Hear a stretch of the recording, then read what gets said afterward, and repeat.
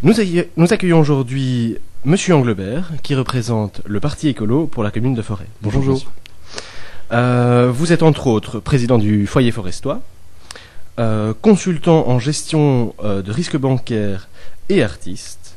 Vous vous présentez 4e sur la liste écolo à Forêt. C'est bien ça. Je vous rappelle le principe de l'émission. Vous avez 1 minute 30 pour répondre à notre première question.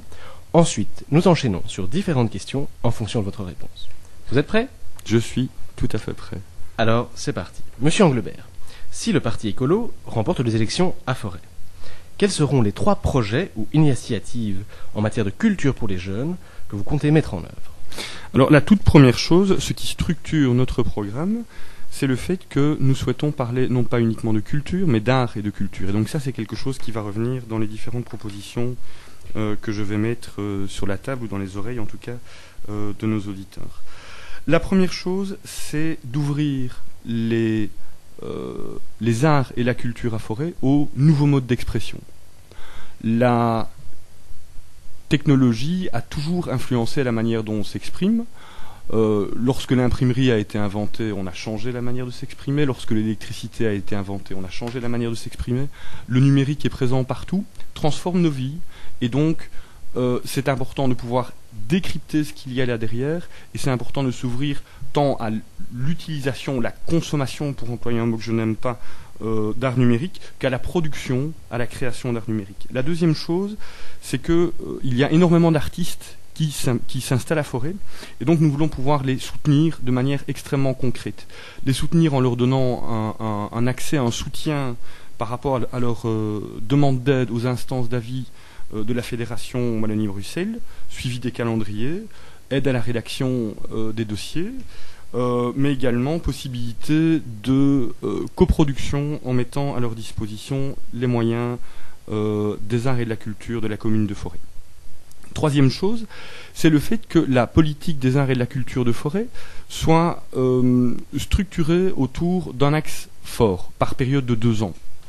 Donc ça ne veut pas dire qu'on va se fermer au reste, mais ça veut dire que nous comptons définir une thématique qui pourrait être la ville, qui pourrait être l'espace public, qui pourrait être nos origines, nos déplacements à définir, et que l'ensemble de l'activité artistique et culturelle s'articule autour de ça, que ces activités soient sous la responsabilité d'un artiste en résidence qui assumerait la direction artistique du projet.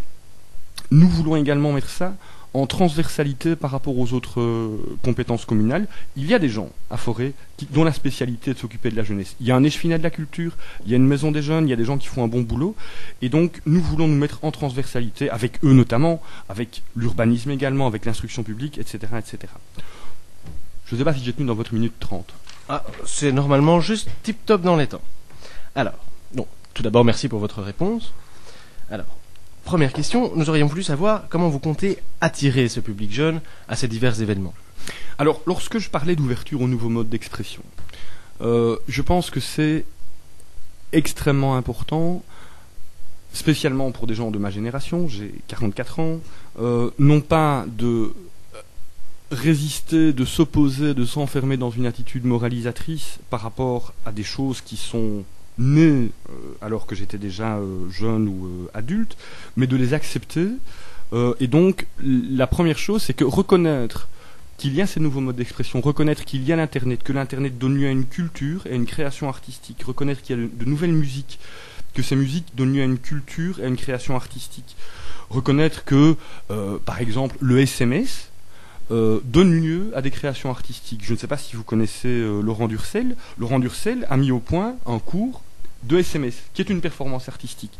À titre personnel, j'ai dit que j'avais des activités artistiques. J'ai créé un projet autour de l'œuvre de Borges. A priori, l'œuvre de Borges, c'est pas spécialement accrocheur pour des jeunes, mais le fait de voir ça représenté de manière numérique peut être quelque chose qui va attirer. Le fait de parler, comme je l'ai fait par ailleurs, de la crise financière en présentant une œuvre d'art numérique et en présentant une performance est quelque chose qui est de nature à attirer la jeunesse. Le fait de reconnaître que les modes d'expression, la manière dont la jeunesse parle, qui n'est pas la même que la manière dont les personnes d'une génération au-dessus s'expriment, le fait de reconnaître que ça existe et qu'il y a une culture derrière, je pense que c'est la première chose.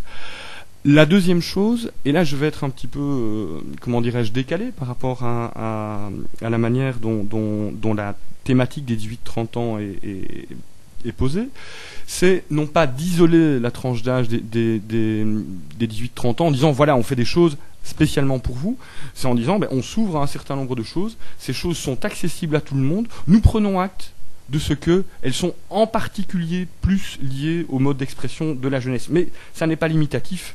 Dimanche dernier, j'ai eu la possibilité de participer à une performance qui impliquait les nouveaux médias, et j'ai eu une très longue discussion avec quelqu'un qui est en fin de carrière là-dessus. Et donc c'est la possibilité aussi de faire du transgénérationnel. Je n'ai pas le sentiment que la génération des 18-30 ans a envie de rester enfermée sur elle-même. J'ai le sentiment au contraire qu'elle a envie de dialogue, qu'elle a envie d'égalité par rapport aux autres générations. Alors, tout à l'heure, vous me parliez d'axes forts sur lesquels les politiques d'art et de culture à Forêt seraient prises en compte et se feraient. Mais avez-vous déjà une idée de quelques axes qui pourraient être le premier axe alors là, c'est un peu sociologique comme question. Moi, ce qui me frappe, c'est la manière dont la population en général, les plus jeunes en particulier, appréhendent leur ville. Il y a eu une étude assez magnifique qui expliquait que, en fonction de l'endroit où les jeunes habitent, ils fréquentent certains quartiers et pas d'autres. Et donc, la ville est a priori le thème qui m'intéresse le plus. Parce que notamment Forêt est une commune qui s'est incroyablement transformée ces 20 ou 30 dernières années, parce que c'est l'endroit où nous vivons et parce que c'est un lieu à se réapproprier. C'est un lieu dont on dit énormément de choses négatives, on en parle en termes de peur. Moi je crois que c'est l'endroit où les gens vivent, existent, interagissent, se rencontrent, et a priori, si ça ne dépendait que de moi, le thème serait la ville. Cependant, je pense que c'est un axe politique fort aussi de dire que ça ne dépendra pas que de moi ou que de la personne qui aura la responsabilité. Alors, comment pensez-vous réaliser ces projets dans cette situation de crise économique qui, on le sait, fait des ravages à tous les niveaux, dans tous les secteurs, et on sait qu'évidemment, un des premiers secteurs touchés par cette crise, c'est le secteur culturel. Comment allez-vous faire en sorte que ces projets soient viables économiquement ? Alors, la première chose, c'est que il y a des choses qui ne coûtent rien. En ce sens que il y aura un échevin ou une échevine de la culture, il y aura l'un ou l'autre attaché culturel, et donc voilà, ça ce sont des choses qui vont exister de toute manière. À partir du moment où ces personnes sont compétentes, à partir du moment où on a des gens qui sont compétents, par exemple, pour aider à la rédaction des dossiers d'instances d'avis, ça ne coûte rien de plus. Pourquoi je parle des instances d'avis ? Parce que la Fédération Wallonie-Bruxelles a des moyens, ils ne sont pas extensibles, ils ne sont pas énormes, mais le fait de donner simplement accès à ces moyens, c'est quelque chose de fort. Le fait de travailler avec des artistes, le fait de consacrer des budgets à la réalisation d'émissions de services publics par des artistes, ça permet de faire d'une pierre deux coups. Ça permet d'avoir une création artistique et ça permet d'affecter un budget, non pas à de l'administration, mais de l'affecter directement à une réalisation. Troisième chose, les pouvoirs publics en Belgique ont quelquefois un peu tendance, lorsqu'ils font de la culture, à acheter ou louer des murs. Et là, à ce niveau-là, je pense qu'il faudra avoir des discussions de priorité par rapport à la manière dont les budgets culture sont affectés. Est-ce qu'ils sont affectés à des murs ou est-ce qu'ils sont affectés à des projets ? Et enfin, j'avais un quatrièmement, mais il m'est sorti de la tête pour l'instant, on y reviendra peut-être. On y reviendra peut-être. Alors, de quelle manière est-ce que le parti écolo ici vous soutient dans ses prises d'initiative et dans ses projets ?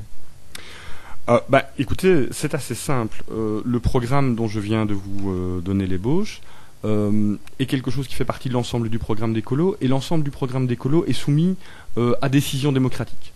Donc ça veut dire que là vous avez une primeur puisque notre vote interviendra le 1er juillet, nous sommes aujourd'hui le 22 juin, mais ce programme, l'ensemble de la locale écolo et l'ensemble des candidats seront invités à l'amender et une fois amendé à se l'approprier. Alors pour le surplus, ce programme est le fruit d'un travail commun. Donc tous les militants écolos qui souhaitaient s'impliquer dans sa rédaction ont eu la possibilité de le faire. Ce n'est pas un one-man show, c'est quelque chose que nous avons réalisé à plusieurs, donc c'est un travail relativement riche. Et donc ça, c'est la manière dont Écolo-Forêt manifeste son importance aux arts et à la culture. Je ne suis que le représentant, je ne suis pas le seul. Il y a pas mal de compétences en matière d'art et de culture au sein de la locale Écolo-Forêt. Alors, maintenant, au niveau un peu plus général, on estime souvent que les jeunes ont un problème d'image, un problème de reconnaissance. En quoi est-ce que les projets que vous venez de me présenter vont-ils aider à les montrer d'une manière plus positive, à augmenter cette reconnaissance, entre guillemets?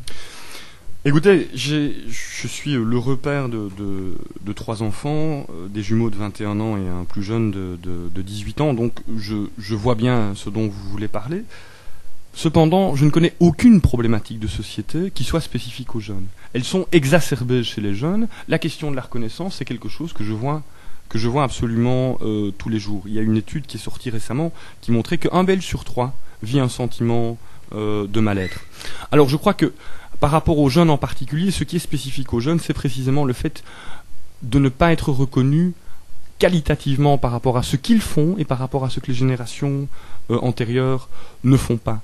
Le fait de rejeter les outils que les jeunes utilisent, les modes d'expression que les jeunes utilisent, la culture, les artistes qui intéressent les jeunes, le fait de moraliser ça et de dire eh bien tel groupe c'est moins bien que Georges Brassens, par exemple, pour prendre Georges Brassens qui est mon chanteur fétiche. Alors j'adore Georges Brassens, mais je n'imagine pas un seul instant un monde où toutes les générations seraient fascinées par ce chanteur. Donc je crois que la reconnaissance, elle se manifeste d'abord par la reconnaissance des actes et par la reconnaissance des spécificités.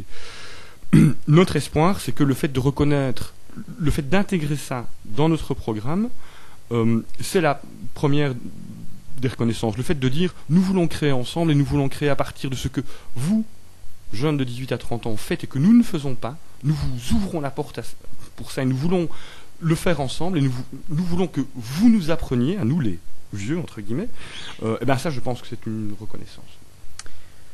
Enfin, nous arrivons déjà au terme de notre émission, donc je vais vous poser la dernière question. Au sein de votre commune, vous ou votre parti, organisez-vous des événements ayant pour but la découverte musicale d'un style de musique particulier, d'un genre de musique particulière? Alors, vous aurez remarqué que nous avons... moi j'ai présenté un ensemble d'éléments d'architecture. J'ai pas voulu faire de choix. J'ai des goûts personnels, mais je veux pas les imposer.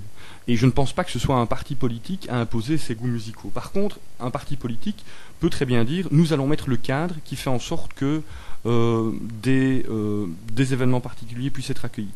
Je vais quand même revenir et terminer sur les artistes forestois.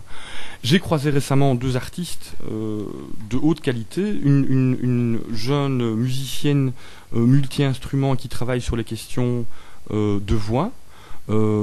C'est quelqu'un dont j'espère qu'elle aura la possibilité de faire profiter son talent aux forestois de toute génération, et en particulier aux jeunes.